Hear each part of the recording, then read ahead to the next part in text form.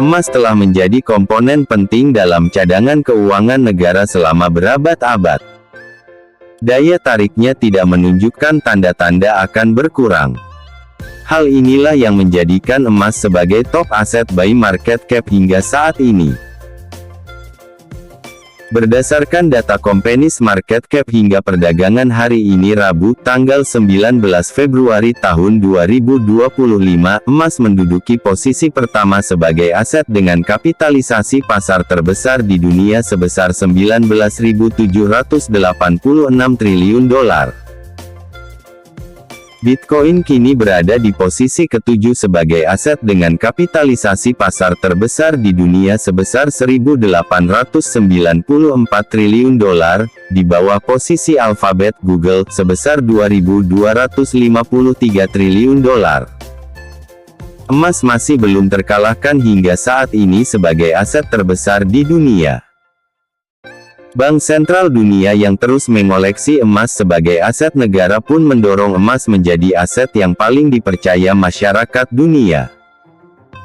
Salah satu peran utama emas bagi bank sentral adalah untuk mendiversifikasi cadangan mereka. Bank bertanggung jawab atas mata uang negara mereka, tetapi mata uang ini dapat mengalami perubahan nilai tergantung pada kekuatan atau kelemahan ekonomi yang mendasarinya. Pada saat dibutuhkan, bank mungkin terpaksa mencetak lebih banyak uang, karena suku bunga, tuas tradisional pengendalian moneter, telah mendekati nol selama lebih dari 1 dekade. Peningkatan pasokan uang ini mungkin diperlukan untuk mencegah gejolak ekonomi tetapi dengan mengorbankan devaluasi mata uang. Sebaliknya, emas adalah komoditas fisik terbatas yang pasokannya tidak dapat dengan mudah ditambahkan. Dengan demikian, emas merupakan lindung nilai alami terhadap inflasi. Karena emas tidak mengandung risiko kredit atau risiko rekanan, emas berfungsi sebagai sumber kepercayaan di suatu negara, dan di semua lingkungan ekonomi, menjadikannya salah satu aset cadangan terpenting di seluruh dunia, di samping obligasi pemerintah. Hubungan terbalik emas dengan dolar AS, aset cadangan utama lainnya, merupakan elemen tambahan pada daya tariknya. Ketika nilai dolar turun, emas biasanya naik, memungkinkan bank sentral untuk melindungi cadangan mereka pada saat volatilitas pasar.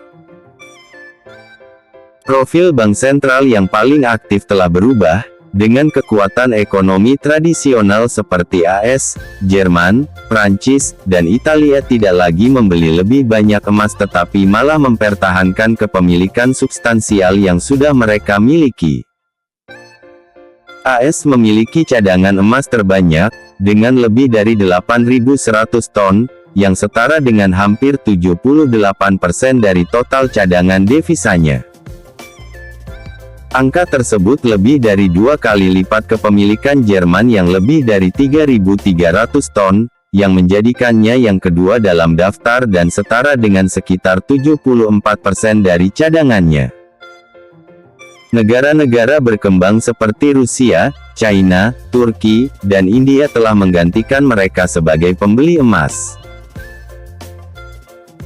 Namun, meskipun keempat negara tersebut membeli emas dalam jumlah besar selama 1 dekade terakhir, mereka masih tertinggal dari negara-negara barat, dengan emas hanya mewakili 22% dari cadangan Rusia, sementara kepemilikan China yang hanya sekitar 2.200 ton hanya mewakili 3%.